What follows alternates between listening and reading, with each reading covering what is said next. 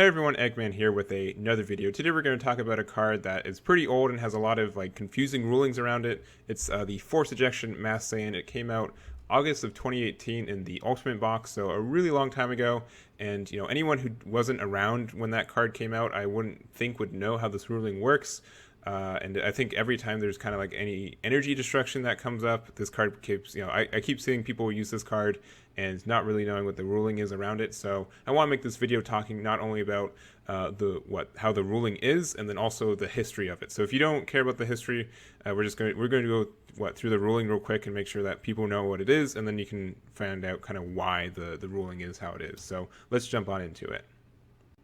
Alright, boom bam, what's this card do? So it's a 3 cost, 15k, has the overwhelm 3 for 1 energy, and it has this active main once per turn. If you have placed a card in your energy during your charge phase this turn, and you have less energy than your opponent, choose one of your opponent's energy and send it to their warp.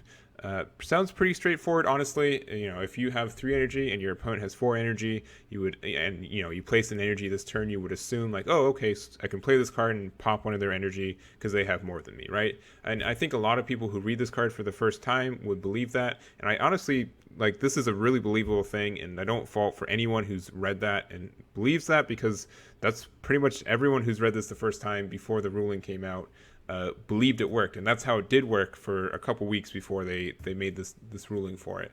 But you would assume, for example, this Fused Zamasu, it has this effect active main once per turn. You can place one of your energy in its owner's drop area to do a choose one effect. And what a lot of people are thinking, and I've been talking to people, are oh, cool. So if I start the turn, we both have 3 energy. I'll use Overwhelm for 1 for this Forced Ejection Masked Saiyan. I'll ping the energy that I use to tap to play the Forced Ejection, and then I'll KO one of their energy because I have 3 energy, they have 2, so I'll go down to 2 and 2, right? That's the idea, and it unfortunately does not work like that. And here's why. So if you look through this giant ding-dang document with probably 500 plus rulings, it's pretty big. And honestly, if you haven't seen this before, it's just the general Q&A. But anything about a card is about this. So there is precedent to why it's not like this is hidden or anything, but this is definitely not what normal people would do with any card they see, right? Every time you have a card, I wouldn't go to the Q&A on everything, right? And especially for something that would sound so straightforward like this card. But it has these 2 Q&As. So the first one is, do you check the if you have less energy than your opponent condition of this card's skill when you play this card? No, you don't. The you have less energy than your opponent condition of this card is referring to your energy state when you have placed energy during your charge phase. And then question 2, during your turn's charge phase, after you put a card in your energy area, you meet the conditions of you have less energy than your opponent. Then during your main phase, you no longer meet those conditions. Can you resolve this card's activate skill of choose up to one of your opponent's energy and place it in their drop area? Yes, you can. During your turn's charge phase, if after you put a card in the energy area and meet the conditions of you have less energy than your opponent, any difference in energy during that turn's main phase does not matter, and this card's active skill of choose up to one of your opponent's energy and place it in their drop area will resolve. Alright, long story short, and what this means is that it checks the difference in your energy when you place the energy for the turn. That's super whack, and it doesn't make sense based on just reading the card, and no one should think that's how that works based on the reading for it. And personally, I think they should have done an errata for this card instead of put this ruling here, just because the visibility is lost, right? When it first came out, everyone knew about it because everyone's talking about it, but now almost 2 years later, no one would think to check this firsthand to do it. But yeah, long story short, if your opponent went first, so it's turn 3, they had placed 3 energy, it's your turn, you had 2 energy and you placed your 3rd energy, and then you use your Zamasu to ping one of your energy. You still both have 3 energy when you place your energy for the turn, so it doesn't proc, it won't proc anymore. Similarly, if you have if your opponent ramped up previous, so they're at 4 energy and you're at 2, and then you go to 3 energy after charging for turn, and then you use the new Zeno card to ramp up to 4 energy, you still met the condition at the beginning of the turn, so you can still use Forced Ejection Masked Saiyan. So at least it goes both ways. At least it is consistent in that way where it still checks even if you have seemingly more. But I will also admit that creates more confusion for people seeing this card for the first time, because if that was the case, you both have 4 energy, and I could see your opponent making the case that, oh, you have the same amount of energy than me. This shouldn't work anymore. But we have a Q&A for that. And so you're probably now thinking, if you weren't, there 2 years ago, like why is this such a weird ruling? Why did they make this card? Like this seems like almost useless now. Like why would you do this? And here's the reason why. So we got this big bad broken card. This is not the reprint one or the new one. This is the old OG set 3 Crossworlds Son Goku. This is the best leader in the game after they eroded the Frieza. Pretty much with this card, if the long story short, you can only place up to 6 energy. Active main, place 1 card from your hand in your drop area. If you have no energy, choose 2 cards in your life, add them to your energy. Life is 4 or less, you draw 2, and then at the end of your turn, choose up to 3 of your energy, switch them active mode. When this card attacks, draw 1. So this was just like an energy machine. You got so much energy from it, and it was crazy. And you could awaken so early because you start with 6 life with this leader, so you only need to use 2 energy to awaken it. And then once you're awakened, you always have at least 3 energy active, which is crazy nuts. This was a scenario that a lot of people were facing, was that your opponent would go first, or sorry, the Son Goku player would go first. So they start at 2 energy. They pass, you go first, or sorry, you go second, you charge 1 energy, and then it's your opponent's next turn, and they have 3 and you only have 1, right? Like that seems super unfair, and it was. Not only was this card broken, but the cards that you could use with it were broken. We're just going to go through the quick, like, why this card was really broken in the meta at the time. But we had this Bardock too, where when you play this card, choose 1 card of life at your hand. So you could play it for 1. You take 1 damage you don't even have to attack with it, and then also have swap 2 for Goku's lineage.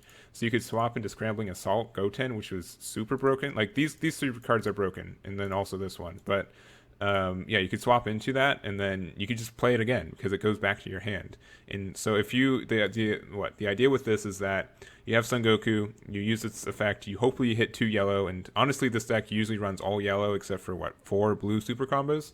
But then you do that, you get the 2 yellow, play Bardock, swap into either the Goten or literally nothing, and that was 1 energy. You play it again, so that's 2 energy.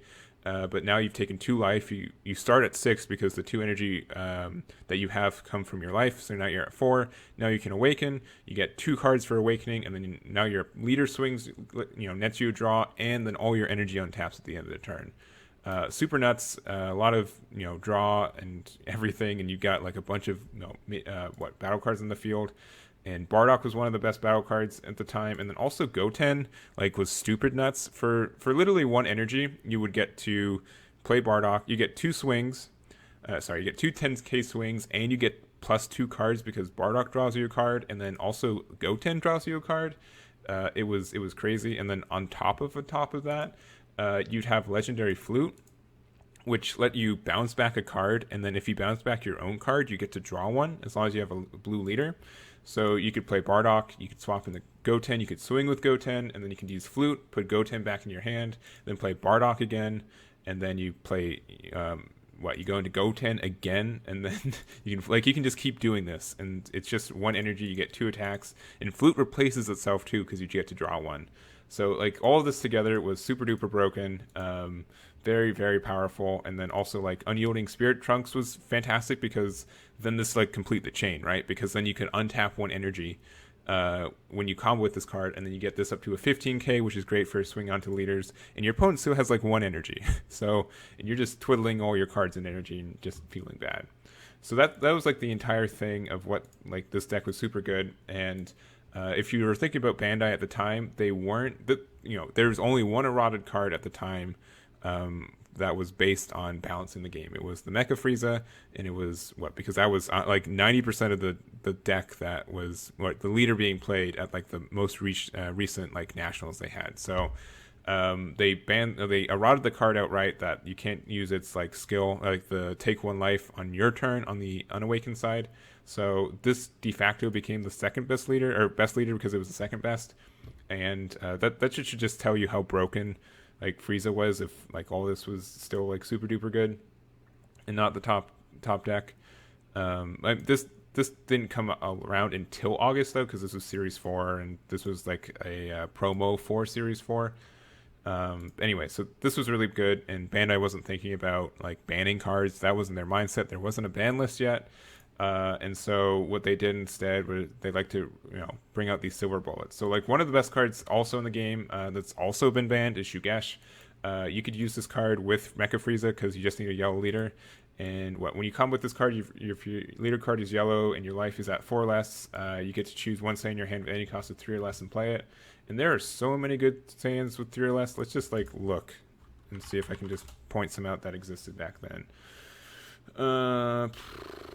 Fearless Pan was great because it gave everything double strike. Like the most important ones were like what is it? Explosive Spirit Son Goku. Where's he at? This one. This was super good because this could just blow up something during the combo step for 0 energy. Because when you play this card, choose up to one of your opponent's battle cards in rest mode and KO it. So if your opponent swings with the card, then you can just play this and it pops it. And Barrier had just existed, so not a lot of things had Barrier. But they'd combo up a bunch of cards and then you just blow it up, which was stupid. The other like good card was Preface of Recovery Son Goku. So you just Shugesh this Preface of Recovery Son Goku out, and it has auto when you play this card, choose up 2 of your energy, switch to active mode. So you just get an untapped 2 for free, which would still be crazy right now. Sure, you have to like lose you go -2 in hand, but going +2 in energy is super nice, especially back then. So like it was just super crazy, and it was like the original arrival mechanic, but it was super duper broken. And so instead of banning or eroding this card, they released Time Control Cronoa, which has Deflect, and when you play this card, draw 1, and your opponent may not play battle cards from their hand with the skills of with skill cards with super combo for the duration of the game, which pretty much meant So Shugesh doesn't work anymore. It's just a 10k combo. And so it just became this thing of like, oh, cool. So you either run Shugesh, you're really greedy, and it pays off, or they get Cronoa, and like people are thinking like maybe I'll go 2 and 2 with it and that kind of thing. But like this was the idea. They wanted to print silver bullets instead of banning cards, and they didn't think banning cards was super cool because people would have cards they couldn't play and that idea. So they didn't want to do that at all, and so that's why they printed this card. And so they printed it because, oh, cool, Goku's really good because it gains a lot of energy really quickly. But if we can cheaply have like a generic way to get rid of energy in cases where it's unfair, meaning they have 3 energy and you have only 1, then that maybe balances a little bit more.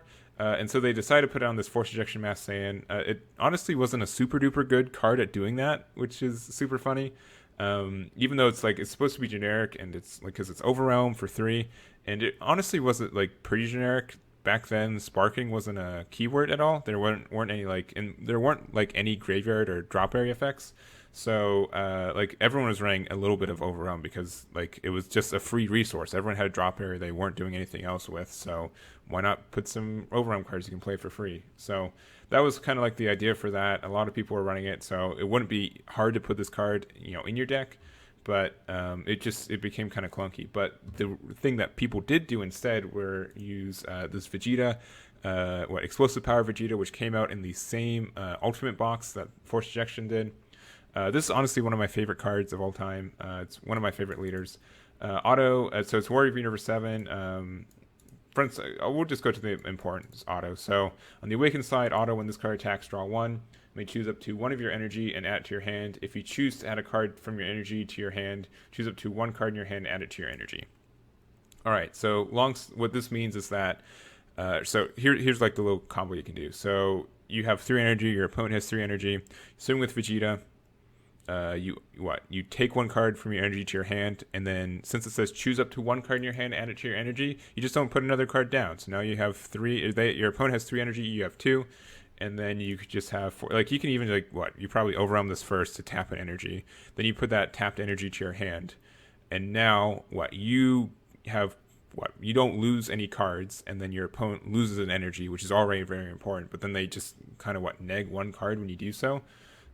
So that was the idea. It was an energy lock between these cards, and what also made it kind of stupid was that Vegeta was also blue. So this is also a 3-drop card.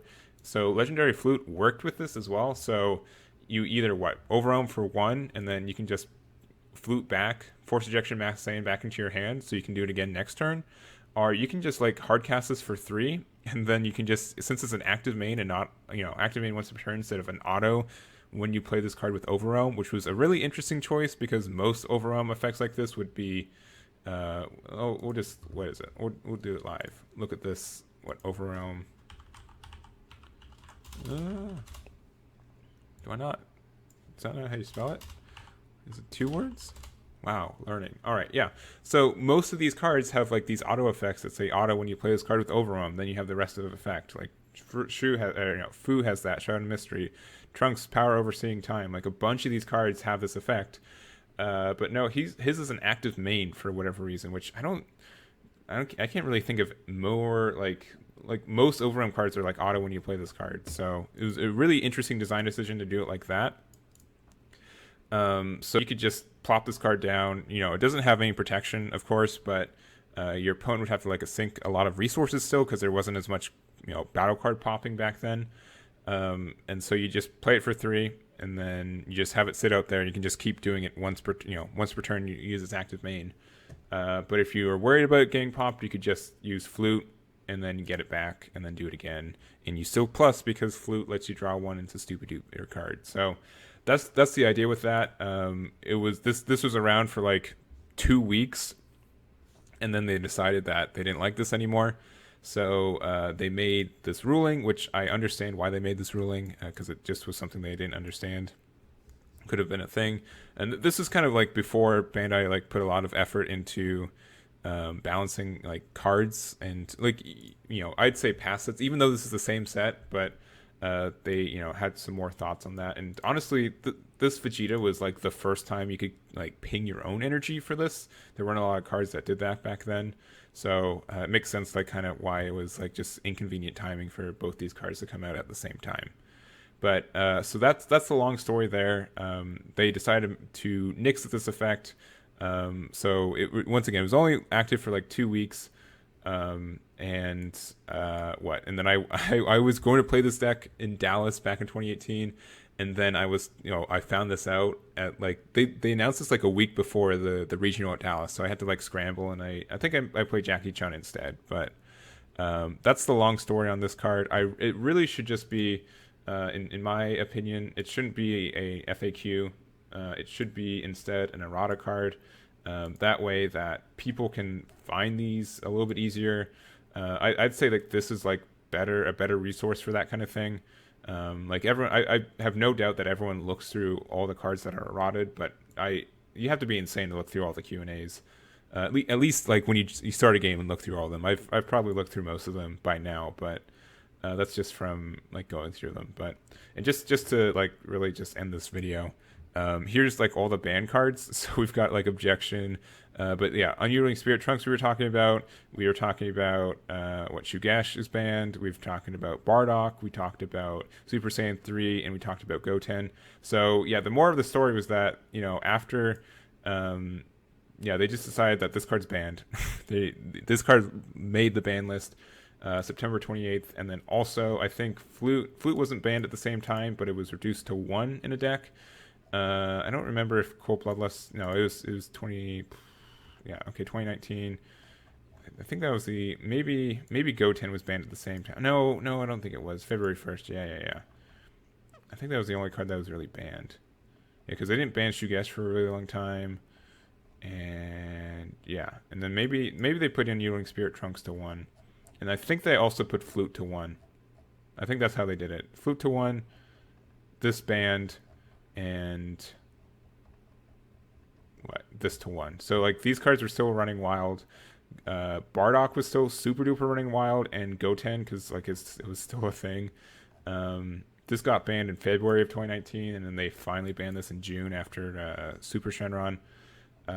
But all right, I'm starting to ramble, and it's already been like 15 minutes of a video that probably should only be like 5 minutes. So that's it. I'm getting old and rambly about this card game. So thank you guys for watching. I hope you enjoyed a little bit of it and learned something. And hopefully, if people are hopefully this video also will have some future relevance whenever there's a new card that messes with energy. You can just show this video to people, and just like this, will float around, and I'll definitely self-promote and just be like, you're wrong. Boom, bam, here's my video. So thank you guys so much for watching, and I'll catch you all next time.